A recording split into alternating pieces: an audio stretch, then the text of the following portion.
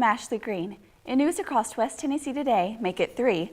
That's the number of men who say they want to be mayor of Jackson. Monday at the Carl Perkins Civic Center, Dr. Jerry Woods announced his bid to succeed Mayor Jerry Gist. Dr. Woods is a former assistant superintendent of Jackson-Madison County Schools.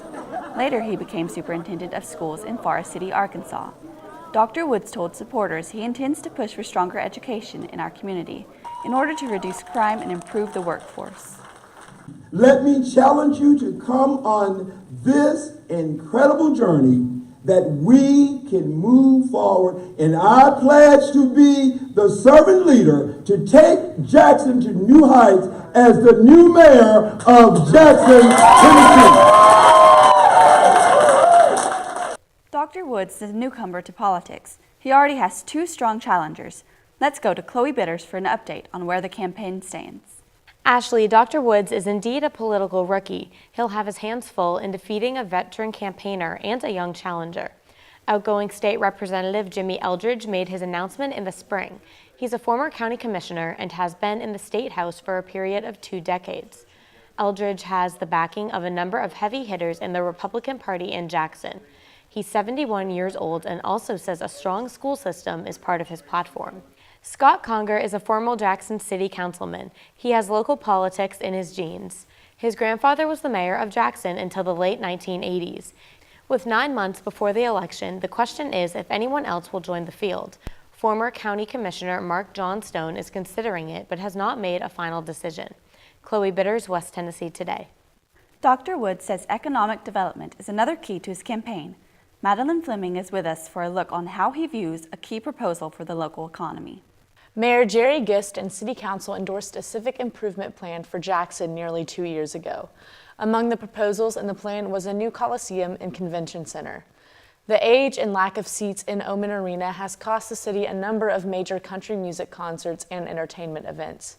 The NAIA Women's National Basketball Tournament left Jackson 7 years ago. A larger convention center and hotel would attract conferences and boost the tourism economy. Dr. Woods was asked where he stands on a new facility. Now, I would certainly support that. I think that when we look at the livability of our city, if we can bring in more business in industries, because we attend conventions on a regular basis, depending on what group you're in, and actually there are cities that are even Jackson size or a little smaller that are hosting conventions. Dr. Woods is on the record. His big challenge is getting elected. Madeline Fleming, West Tennessee Today. This is also a day where West Tennessee joins the nation in a pause to remember. 17 years ago today, America was attacked by terrorists in both New York and Washington. We look back on a day that changed our country forever. On the morning of September 11, 2001, American Airlines Flight 11 departs from Boston to Los Angeles at 7:59 a.m. There are 92 people aboard, including 5 al-Qaeda terrorists. One of them is 9/11 ringleader Mohammed Atta, whose name triggers a security alert at the airport. As a result, his bags are detained, but Atta and 10 accomplices board 2 planes concealing box cutters and knives. At 8:14 a.m., United Airlines Flight 175 also departs from Boston for Los Angeles, with 65 people on board. 20 minutes after takeoff, flight attendants aboard the first plane to leave Boston alert ground personnel that the plane has been hijacked. The FBI is immediately notified. At the same time, American Airlines Flight 77 takes off from Dulles International Airport outside of Washington, D.C.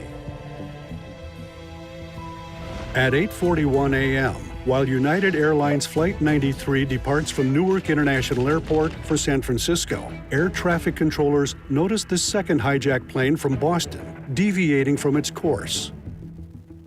2 passengers managed to make calls from the plane and provide information about the hijacking. At 8:46 a.m., the unimaginable happens. Flight 11 crashes into the North Tower of the World Trade Center. I'm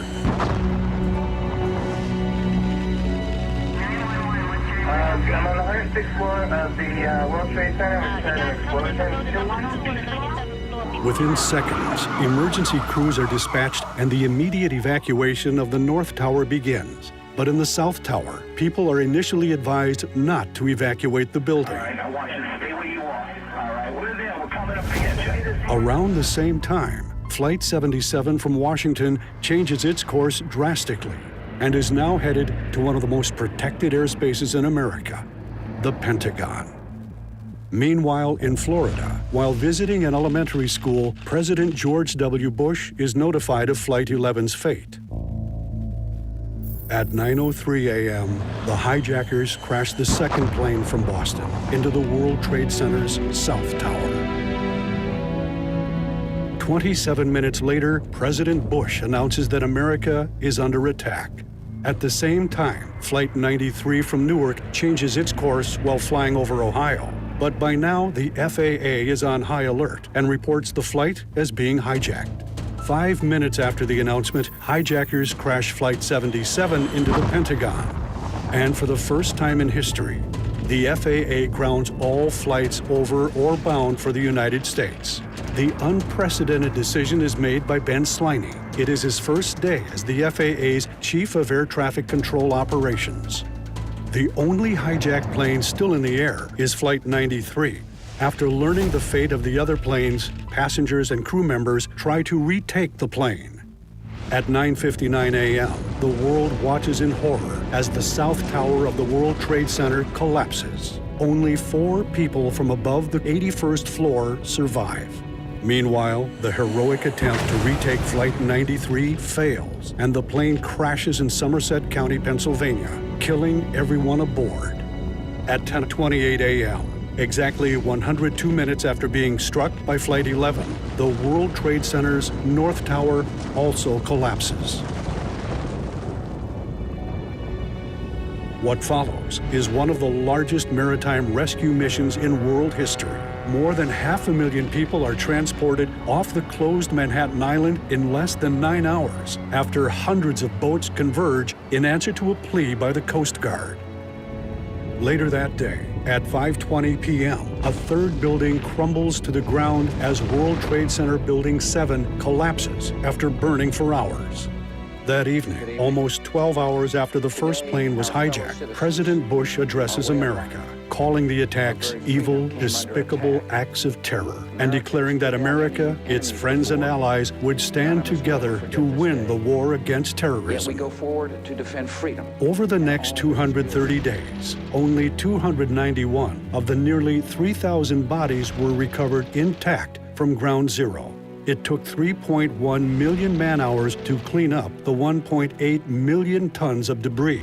Hidden in the rubble, workers found more than 65,000 personal effects, which helped them identify the deceased. There are still 105 people classified as missing from the World Trade Center site. 9/11 was indeed a day that changed America, and West Tennessee was no exception.